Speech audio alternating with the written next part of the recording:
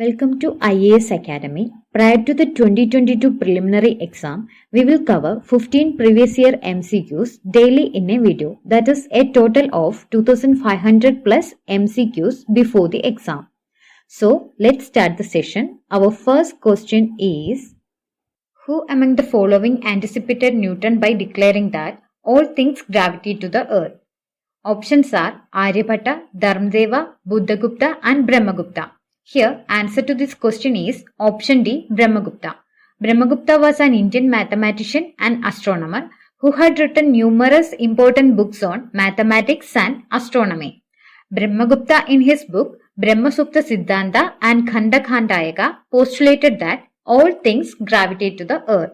Question number 2. Bronze icons of Nataraja cast during the Chola period invariably show the deity with option A, 8 hands, option B, 6 hands, option C, 4 hands, option D, 2 hands. Answer to this question is option C, 4 hands.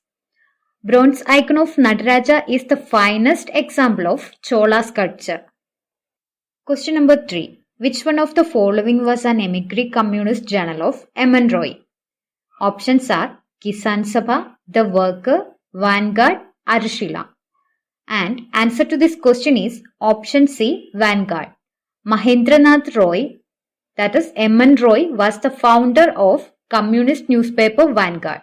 It was a source of candid information for the Indian people about the October Revolution. Question number 4. Which one of the following temples figured in the news regarding institution of Devadasis? Option A, Jagannath Temple. Option B, Pashupatinath Temple. Option C, Kandariya Mahadev Temple. Option D, Chausath Yogini Temple. Here, answer to this question is option A, Jagannath Temple, Puri. Devadasis were a common feature in almost all the major Brahmanical temples. Devadasi is a girl dedicated to worship and the service of a deity or a temple for the rest of her life. They were considered the human wife of Lord Jagannath. Question number 5. Given below is a map of some countries which were parts of the erstwhile Soviet Union with water bodies shown by shaded areas. The countries marked 1, 2, 3, 4 and 5 are respectively. Here, answer to this question is option D. Kazakhstan, Turkmenia, Uzbekistan, Kyrgyzia or Kyrgyzstan and Tajikistan. Question number 6. Consider the map given below. The divisions along India's coastal region indicate option A, coastal pollution zones, option B, salinity density isopleths, option C, the areas up to which Indian sovereignty extends, option D, underwater relief contours. Here, answer to this question is option D, underwater relief contours. The given map indicates the coastal region underwater relief contours of India. In this region, some islands like Andaman, Nicobar and Lakshadweep are present. Question number 7. Which one of the following Union Ministries implements the Cartagena Protocol on Biosafety? Option A, Ministry of Science and Technology. Option B, Ministry of Health and Family Welfare. Option C, Ministry of Environment and Forest. Option D, Ministry of Chemicals and Fertilizers. Here, answer to this question is option C, Ministry of Environment and Forest. The Cartagena Protocol on Biosafety to the Convention on Biological Diversity is an international agreement which aims to ensure the safe handling, transport and use of living modified organisms resulting from modern biotechnology that may have adverse effects on biological diversity, taking also into account risks to the human health.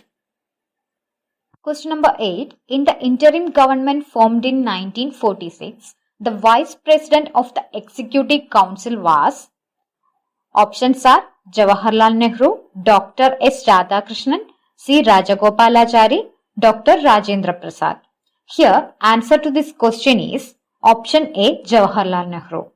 The first national government was announced on 1946. Technically, the members of this government were all members of Viceroy's Executive Council, and the Viceroy continued to be the head of this council. However, Pandit Jawaharlal Nehru was designated as the Vice President of this council. Question number 9. Which of the following are the objectives of Commission for Agricultural Cost and Prices, that is CACP? Statement number 1. To stabilize agricultural prices. Statement number 2. To ensure meaningful real income levels to the farmers. Statement number 3. To protect the interest of consumers by providing essential agricultural commodities at reasonable rates through public distribution system. And statement number 4. To ensure maximum price for the farmer. Here, statement 1, 2 and 3 are correct and statement 4 is incorrect. So, answer to this question is option A. Statement 1, 2, 3 are correct. CACP is a statutory panel under the Ministry of Agriculture and Farmers' Welfare. The CACP is an expert body that recommends MSP of the notified Kharif and Rabi crops to the Cabinet Committee on Economic Affairs. It provides an assurance of remunerative and stable price environment. It helps the farmers obtain a fair price for their crops. However, its suggestions are not binding on the government. Question number 10. As part of the liberalization program and with a view to attack foreign exchange, the government and the RBI devised two schemes known as FCNR-A and FCNR-B. Which of the following is or are true regarding these two schemes? Statement number 1. Under Scheme A, RBI bears exchange rate fluctuations. That is true. Statement number 2. Under Scheme B, other banks are to meet out the difference in exchange rate fluctuations. That is also true. Statement number 3. Both the schemes stand withdrawn now. That is false. Statement number 4. Only Scheme A has been withdrawn. That is also true. So, answer to this question is option D. 1, 2 and 4 are correct.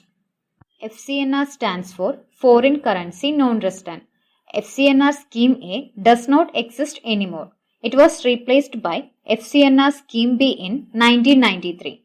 So all FCNR accounts today are FCNR bank accounts. Scheme A was introduced in 1975 to encourage NRI deposits. RBI guaranteed the exchange rate prevalent at the time of deposit to eliminate risk to the depositors. In 1993, the Apex Bank introduced Scheme B without exchange rate guarantee to replace Scheme A. Question number 11. A parachutist jumped from a height of 5,000 meters. Which of the following figures best represent the relationship between his falling speed V and the distance fallen through D? Here, answer to this question is option number D. When a parachutist jumps from a height, its speed first increases with the distance, then becomes constant. So, the graph given in option D best represents the given situation. Question number 12. The chemical used as a fixer in photography is, options are sodium sulfate, sodium thiosulfate, ammonium persulfate, potassium sulfate. Here, answer to this question is option B, sodium thiosulfate.